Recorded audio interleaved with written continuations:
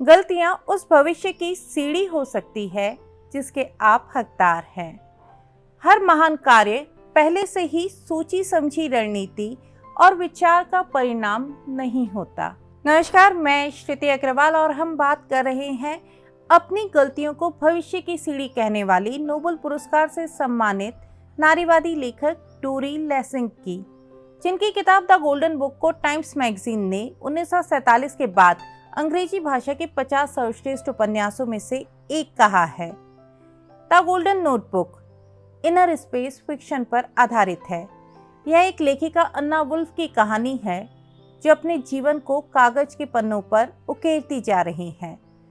उपन्यास की 4 नोटबुक में वे अपने जीवन का लेखा जोखा लिखती हैं और 5वीं सुनहरी नोटबुक में वे इस लेखे जोखे को एक साथ बांधने का प्रयास करती हैं। उपन्यास में अन्ना उसके पूर्व पति मॉली जैकब्स के साथ साथ बच्चों और प्रेमियों के जीवन का सच यथार्थवादी रूप से उकेरा गया है।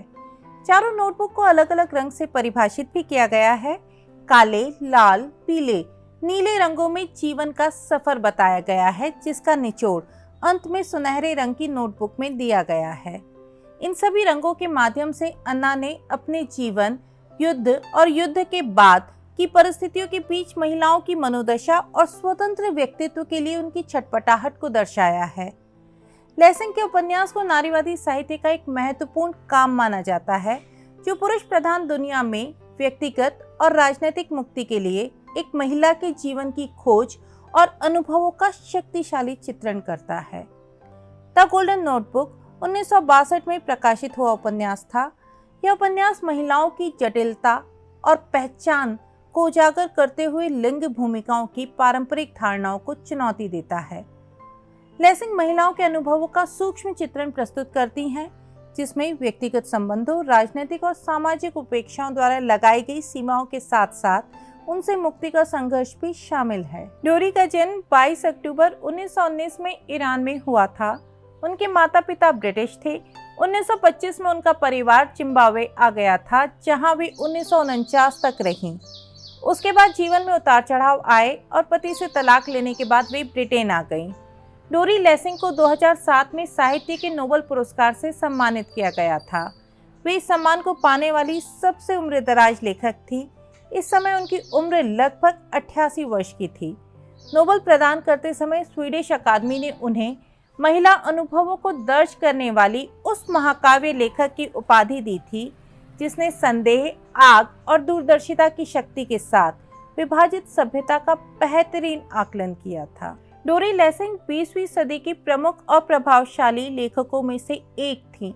लेसिंग का करियर 6 दशकों में फैला हुआ था। उन्होंने नारीवाद, राजनीति और सामाजिक मुद्दों को मनोवैज्ञानिक और वैज्ञानिक कथाओं में गूढ़ विवेचना कर अपने उपन्यासों में समाहित किया है।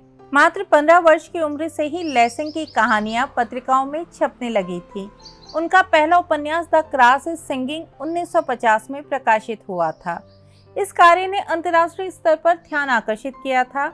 इसके अलावा Martha quest, the good terrorist, the fifth child, retreat to innocence, the sweetest dream, the memories of a survivor, the diary of a good neighbour, if the old cloud, love again आदि हैं। उन्होंने 50 से अधिक किताबें लिखी हैं, जिनमें से कुछ का प्रकाशन उनकी मृत्यु के उपरांत भी हुआ। डोरी लेसिंग 20वीं सदी की महत्वपूर्ण नारीवादी लेखक थीं, लेकिन यहाँ यह उल्लेख करना भी आवश्यक है कि उन्होंने अपने समय में चल रहे नारीवादी आंदोलनों के कुछ पहलुओं पर आपत्तियां भी दर्ज की थी। उनका मानना था कि कुछ नारीवादी विचारधाराएं हठधर्मी बना सकती हैं, जिससे महिलाओं का व्यक्तित्व विकास और स्वतंत्रता सीमित हो जाने का डर है। वे हर साक्षात्कार के समय लैंगिक समानता पर बहुत जोर देती थी। वे हमेशा उस दुनिया की कल्पना करती थी जहां किसी भी तरह का कोई लैंगिक भेदभाव नहीं होगा।